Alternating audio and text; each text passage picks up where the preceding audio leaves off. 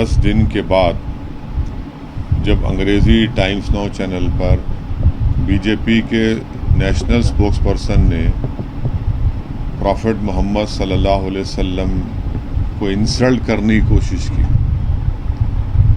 तो उसके 10 दिन के बाद प्राइम मिनिस्टर प्रधानमंत्री नरेंद्र मोदी रिएक्ट करते हैं। 10 दिन तक क्यों रिएक्ट नहीं करे? आपके ही चैनल्स ने मेरे भिवंडी के भाषण का दिखाया था कि मैंने प्राइम मिनिस्टर से अपील की थी, रिक्वेस्ट किया था कि आप देश के प्रधानमंत्री हैं, यहाँ पर 20 करोड़ मुसलमान रहते हैं, वो भारत के नागरिक हैं, आप अपने चीफ स्पोक्सपर्सन के खिलाफ एक्शन लीजिए। आप नहीं लिए। आप 10 दिन के बाद एक्शन लेते हैं। क्यों एक्शन लेते हैं भाई?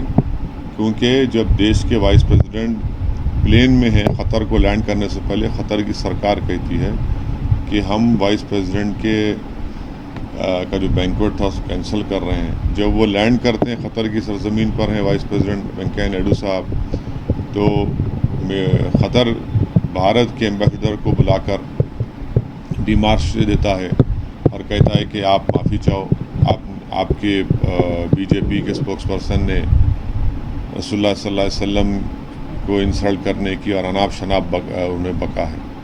इससे बड़ी तकलीफ़ और तौहीन नहीं है भारत के लिए कि हमारा देश का वाइस प्रेसिडेंट एक फ़ॉरेन कंट्री में है और उसी फ़ॉरेन कंट्री के लोग जो मेज़बान भी हैं और हमारे एम्बेसडर को बुलाकर ये कहते हैं। जब तक 16-17 ममालिक ने इस पर अपना रिएक्शन दिया है, तो देश के प्रधानमंत्री को समझने की ज़रूरत है कि आपकी सरकार, आपकी पार्टी खुद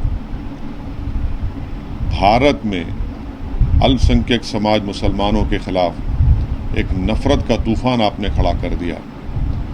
आपने भारत के बाइज़्ज़त मुसलमानों के ख़िलाफ़ एक ऐलान जंग का ऐलान कर दिया और इसी वजह से हम देखते हैं कि आप ही के नेशनल स्पोक्सपर्सन ने अनाप शनाप बकवास बकी।